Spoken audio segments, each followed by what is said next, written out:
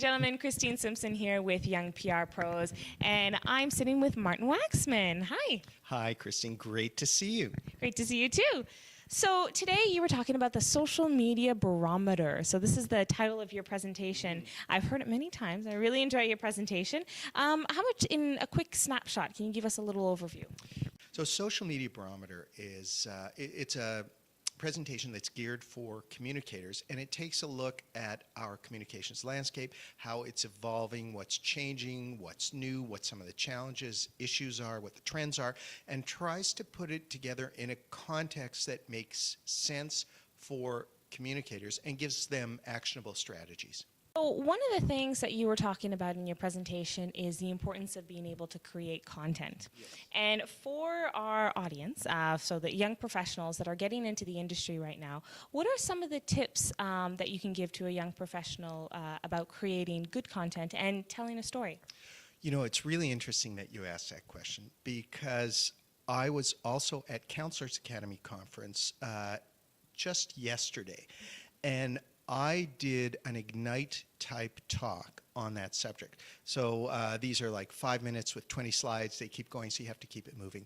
And the title of that was We're All in Showbiz. I think really what we need to do is we need to think of ourselves as being more in show business. So we need to think about our stories, how to create stories that engage people, that entertain them, that inform them, that make them laugh, that really bring out some sort of emotional reaction.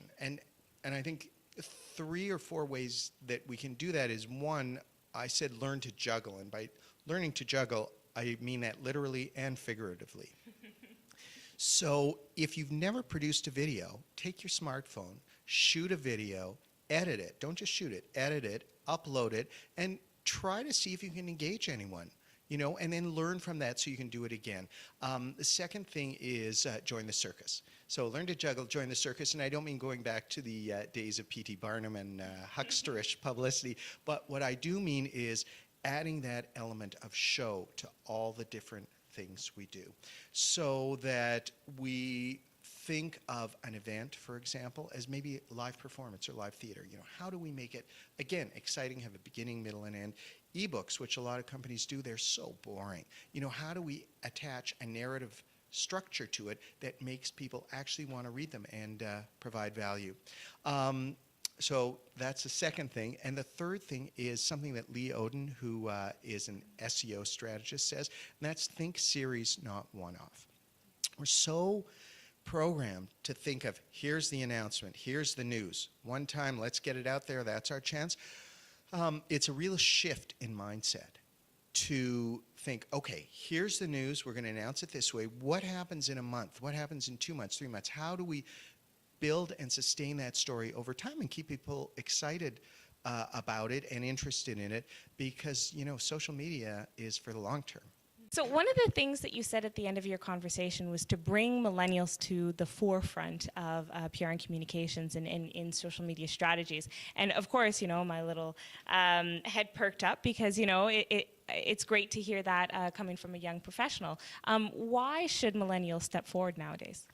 Well, one, because it's your turn. But aside from that, I think our world is changing so rapidly, and I think people of a certain generation, probably my generation and a generation a bit younger than me, you tend to get complacent, you tend to get used to doing things a certain way, and you tend to think, well, this is the way we did it last year, it worked, let's do it again, maybe we can build on it a bit. And really, because, you know, media has been turned upside down, you know, with amateurs competing with professionals, we need to start looking at how millennials are finding out information, getting news, how they're sharing news, and start to adapt to that. So that's not to say that you get rid of media relations, but it's to say that you have to really integrate it with some of the new ways of doing things.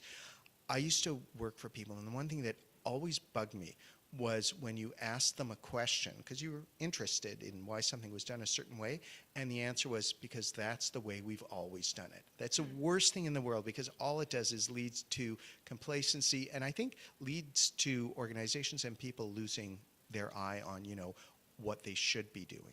thing that you were talking about was mobile, and I saw it on your on the projection right at the end, and you said, you know, think mobile, take this to go. How is this going to be either a challenge or a good thing for young professionals entering the industry now? Well, I think it's both a challenge and a good thing to go mobile. A really interesting stat came out from Pew Research recently saying that 56% of American adults now own smartphones. So that is a lot, you know, more people own smartphones in the US than not. I think Canada's probably a little behind, but I would say it's fairly close. And what we need to do, we need to think of things. There was a time, not that long ago, that the news release was the answer to every PR question, or pretty much every PR question. What do we do? Oh, let's put out a news release. And that format just doesn't lend itself to mobile communications at all, because it's, you know, text heavy. There's no, I mean, I know there are social media news releases, and yes, they do have more images embedded in them, but it still tells a story in a very formalized way that doesn't really adapt to the new platform. So I think that'll be the challenge for millennials to figure out, okay, how do we make news or share news or help spread the news, you know, on mobile platforms and on social media too. So my last question is, one of the things that Young PR Pros wanted to do while we're here at the conference is answer this big question. And the big question is, we still kind of feel that sometimes the public relations and communications industry still has a little bit of a negative stereotype that kind of hangs around there. It's better, and it's gotten better in the last decade, but it's still there. So young professionals entering, you know, the workforce tomorrow or today, how can they, or what can they do now that'll make our industry that much better in the future? That's a great question. I'll be interested to hear what you have to say about it. So I'll ask you that same question after. What I think is, yes, PR has had a bad reputation, partially because some people were just not ethical. They lied.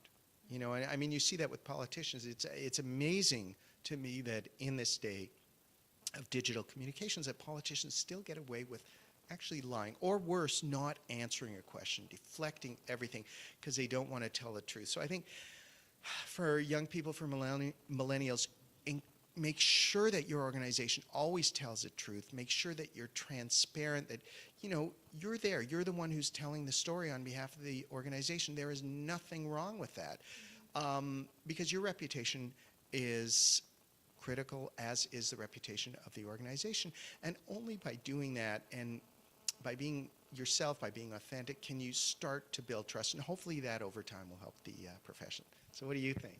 So what I think, and basically asking all the professionals, because we're pretty much right near the end of the conference now, so I've gotten a lot of different answers, but I think the major thing that I learned is to do good PR. I mean, to walk in and not to fall into, it's because we've done it like this. Mm-hmm. So I almost think that young professionals have to grow a little bit of thick skin, because it's not going to be an easy journey. We're going to have to say, no, I don't want to do this, or no, it's not ethical, and we're actually going to have to say, no, I can't do that because I don't believe that it's good for the profession. So, and that may mean we may lose our job, or we may have to leave an organization that we don't believe is doing it properly. But I think that that's the only way, is to grow the thick skin and to have that tough love to say, well, if you just fall into the cracks and say, okay, fine, well, this is how it's been done, this is what my boss wants me to do, I'll just overturn it, and if you just keep going that way, well, then our industry is never going to change. So growing some thick skin and saying, no, I'm not going to do that because it's not